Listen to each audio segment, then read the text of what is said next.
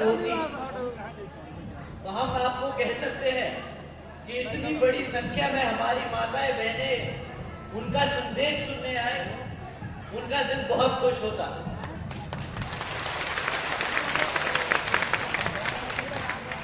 आज मुझे आप लोगों के सामने खड़े होकर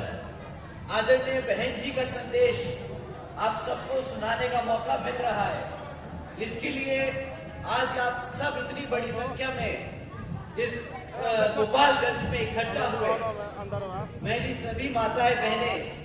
हमारे सभी बड़े बुजुर्ग, इतनी बड़ी संख्या में मौजूद मेरे सभी जवान भाई बहनें, आप सभी का मैं तहे दिल से धन्यवाद और आभार प्रकट करता हूं।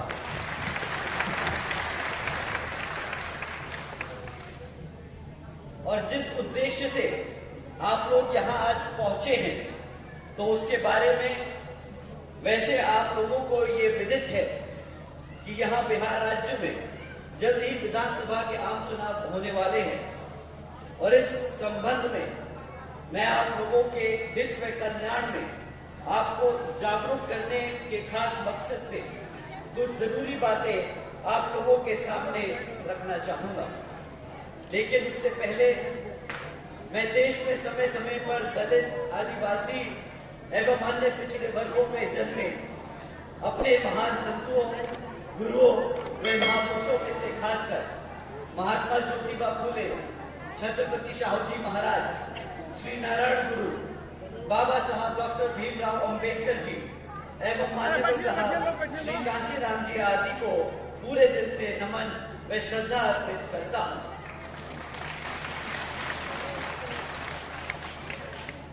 जिन्होंने अपनी पूरी जिंदगी इन वर्गों के लोगों को अपने पैरों पर खड़े करने के लिए समर्पित की और जिनके बताए हुए रास्ते पर अब चलकर आदरणीय बहन जी के नाम से लोकप्रिय आदरणीय बहन कुमारी मायावती जी का भी मैं पूरा आदर सम्मान करता हूं।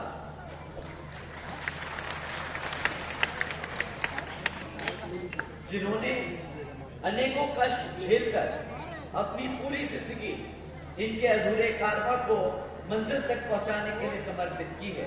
और जिनके मार्गदर्शन एवं दिशा निर्देश में मैं अब ये कहना चाहूंगा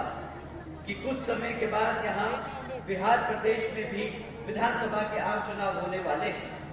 जिसमें पार्टी का बेहतर रिजल्ट लाना अब बहुत जरूरी हो चुका है। वरना यहाँ सभी जातिवादी, संकीर्ण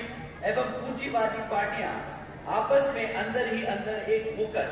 अपनी सोच व सिद्धांतों के हिसाब से चलकर अपने देश के संविधान को ही काफी हद तक बदल देने वाली है,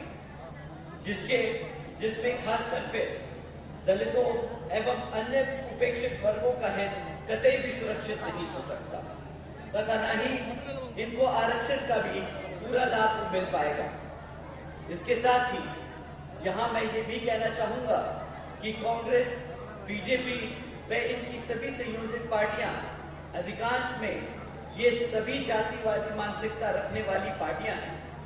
और इन पार्टियों की केंद्र व राज्यों में इनकी सरकारों को चलते हुए यहाँ सदियों से जातिवादी व्यवस्था के शिकार रहे हमारे खासकर दलितों, आदिवासियों एवं अन्य पिछड़े वर्गों का सही से विकास व उत्थान नहीं हो सका है। इसके साथ साथ इन पार्टियों की संकीर्ण एवं पूंजीवादी सोच व सिद्धांत आदि होने की वजह से भी यहाँ सब समाज में से गरीब व मुसलमान एवं अल्पसंख्यक धार्मिक अन्य धार्मिक अल्पसंख्यक समाज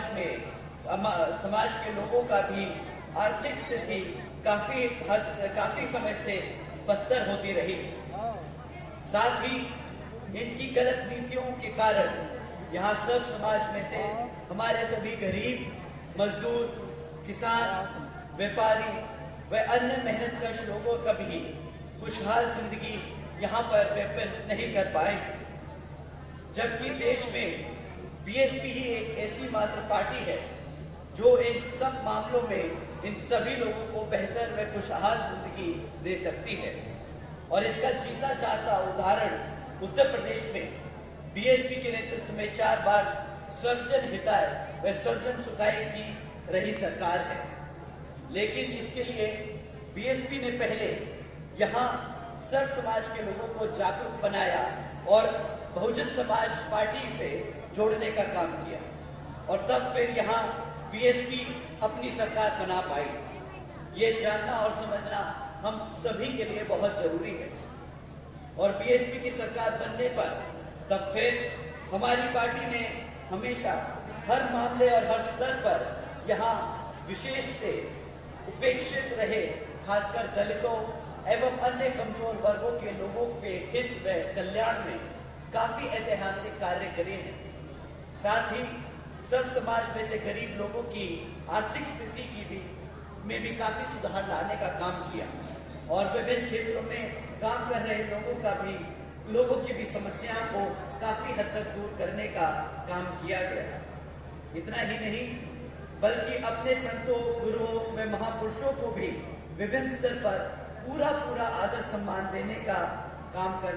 किया गया। यूपी में बेहतरीन कानून व्यवस्था दी गई। यहाँ कोई भी हिंदू मुसलमान दंगे नहीं होने दिए गए, जिसको लोग आज भी याद करते हैं। इसलिए अब आप लोगों को भी इन्हें अपने हित में कल्याण में यहाँ बिहार प्रदेश में जल्द ही होने वाले विधानसभा आम चुनाव में अपनी पार्टी बीएसपी को ही जरूर कामयाब बनाना होगा। अर्थात अब आपको यहाँ कांग्रेस, बीजेपी व इनकी सभी संयोजक पार्टियों को भी सत्ता में आने से रोकना होगा, जिसकी सरकारों को यहाँ आप लोग काफी समय से आजमा चुके हैं और अब इन लोगों को और ज्यादा आजमाने की आप लोगों को जरूरत नहीं। ऐसे में अब आप लोगों को यहाँ अपनी पार्टी बीएसपी को ही जरूर कामयाब बनाना होगा और इसके लिए अब आप लोगों को यहाँ वोटिंग के दिन ईवीएम में अपनी पार्टी के हाथी चुनाव चिन्ह के सामने वाला बटन को दबाकर अपने उम्मीदवारों को जरूर जिताकर विधानसभा भेजकर अपनी आदरणीय बहन जी के हाथों को मजबूत कर आप लोगों के लिए मेहनत करने के लिए तैयार करना होगा। आप लोगों का हम सब ने बहुत समय लिया। आप लोग सुबह से